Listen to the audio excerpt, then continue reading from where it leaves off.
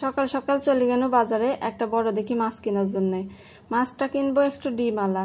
কয়দিন পর ডিমালা মাছ আর হারিকেন বাতির দেওয়া খুঁজেও পাওয়া যাবে না। কারণ কি জানো, তারা ডিম পাড়ার পরেই পানির মেলা নিচে চলে যাবে নি, তারা আর খুঁজে পাওয়া যাবে না। বাজার থেকে মাছটা নিয়ে আসিস বড় দেখি যে ডিম পাওয়া যাবে। এখন বাড়িতে এসে কাটি দেখি মাছের মধ্যে ডিম নাই। কিরম লাগে কত। পাইছি মাছের তেল, হলুদ দিয়া ভাজি লিব। এখন তেলের মধ্যে মশমশা করে ভাজতে হবে, তাহলে কিন্তু এই জিনিসটা খেতে অনেক ভালো লাগবে। আর এগুলা কিন্তু মাছের ডিম না, এগুলা মাছের তেল। এই রেসিপিকে কি বলে জানো? ডিমহীন মাছের ছল্লি বললি। এই রেসিপিটা একবার করে খাও, খাতে কিন্তু সেই মজা। তো যাই হোক, এখানে দেখো কিরকম লেটর পেটর হয় আমার হাতের সাথে লাগি যাচ্ছে ডিমগুলি। ওগুলি আমি ফেলাই দিছি, ওগুলি নিয়ে আর কি করব। ওগুলি খুব ঝামেলা করতেছিল। আমি কিন্তু এই রেসিপিটা কারোর সাথে শেয়ার করতেছি নি। আমি কিন্তু রান্না বান্না তেমন একটা পারিনি, বিয়ার পরে শাশুড়ি মার থেকে যা কিছু শিখেছি আর কি। আর এখানে আমার ডিমগুলি ভাজি লেওয়া শেষ।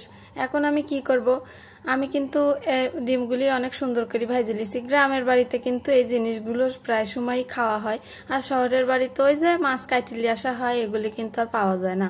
তো যাই হোক, এখানে আমি আবার করি বেশি করে পেঁয়াজ আর মরিচ কুচি দিয়া দিনু।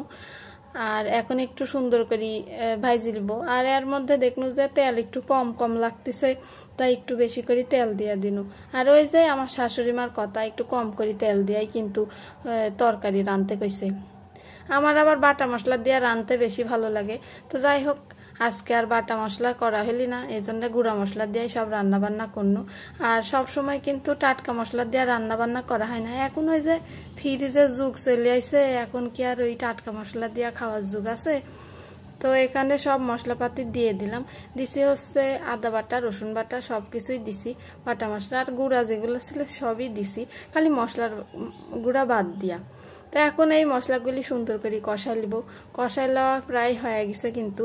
আর এই কষাই লওয়ার পরেই আমি এখানে দিয়া দিব এই যে মাছের তেলগুলি। আমি আবার আঞ্চলিক ভাষা দিয়া অনেকদিন ধরে কথা কওয়া হয় না, এই জন্য কিন্তু অনেকই ভুল ভ্রান্তি হয়ে যাচ্ছে, কেউ আবার কিছু মনে করবেন না। নাটোরের ভাষা কিন্তু এরকমই, আমি যেভাবে করছি। তো যাই হোক, এখন কিন্তু আমার রান্নাটা প্রায় হয়ে গেছে। এখন আমি কিন্তু এই গরম ভাতের সাথে খাবো। তার আগে কয়ালি একটু মশলার গুঁড়া দিতে বাকি ছিল, ভাবলাম এটাও দিয়ে দিই, তাহলে মনে হয় খাতে ভালো লাগবে নি। দিয়ে দিনও একটু লাড়াচাড়া করে নিন। আর একবারে ভুনা ভুনা কষা কষা করে নিন। রান্নার মধ্যে দিয়েই কিন্তু অনেক তেল বের হয়ে যাচ্ছে। এখন চুলাটা অফ করে দিছি, তাও এরকম তেলের ফুদুর ফুদুর হতে লাগিছে।